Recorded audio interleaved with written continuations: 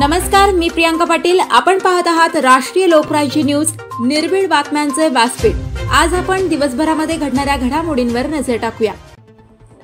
हुंड्यासाठी विवाहितेचा छळ, पती व एका महिलेस 2 महिन्याचा सश्रम कारावास व दंड। वैजापूर न्यायालयाचा निर्णय। छत्रपती संभाजीनगर तालुका वैजापूर।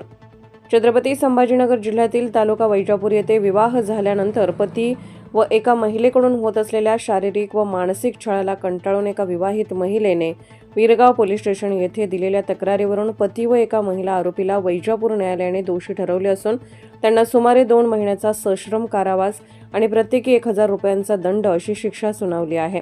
या निर्णयामुळे एकच खळबळ उडाली आहे। हा निर्णय व निकाल वैजापूर येथील न्यायालयाचे अतिरिक्त मुख्य न्यायदंडाधिकारी DS पिसाळ यांनी दिला आहे। सविस्तर वृत्त असे की फिर्यादी विवाहित महिलेचा विवाह 2010 मध्ये आरोपी अशोक रामदास सावंत वय वर्ष 45 राहणार मस्की तालुका वैजापूर यांच्याशी झाला होता।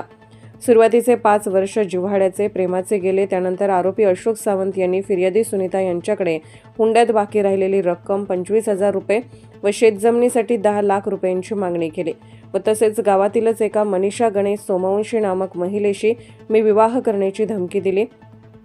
फिर्यादी सुनीता यांना अशोक सावंत यांच्या मागण्या पूर्ण करणे अशक्य होते, त्यामुळे सुनीता यांना पती अशोक सावंत आणि मनीषा गणेश सोमवंशी वय 42 दोघेही राहणार मस्की तालुका वैजापूर यांनी मारहाण सुरू केले। तसेच त्यांचा शारीरिक व मानसिक छळ सुरू झाला। त्यांना उपाशीपोटी ठेवू लागले।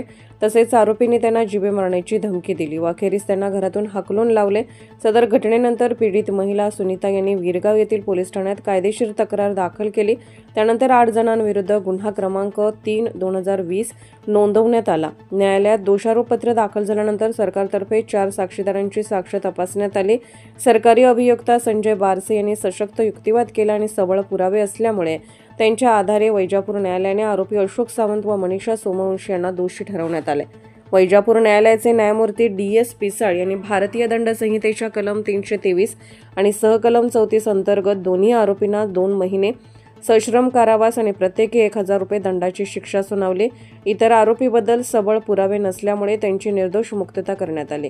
या निकालामुळे हुंडा आणि कौटुंबिक हिंसाचाराच्या प्रकरणांना चपराक बसली आहे। कायदेशीर कारवाईचे महत्त्व स्पष्ट झाले असून अशा घटना थांबवण्यासाठी जागरूकता व कायदेशीर संरक्षणाची गरज असल्याचे अधोरेखित झाले आहे। न्यायालयाच्या या निर्णयाचे सर्वत्र स्वागत होत आहे, तर कौटुंबिक हिंसाचार करणाऱ्यांच्या मनात भीती पसरली आहे। प्रतिनिधी प्रवीण गायकवाडसह रोहित गवडी। ताज्या बातम्यांसाठी आणि अपडेट्ससाठी राष्ट्रीय लोकराज्य न्यूज चॅनलला सबस्क्राइब करा, तसेच लाईक आणि शेअर करा।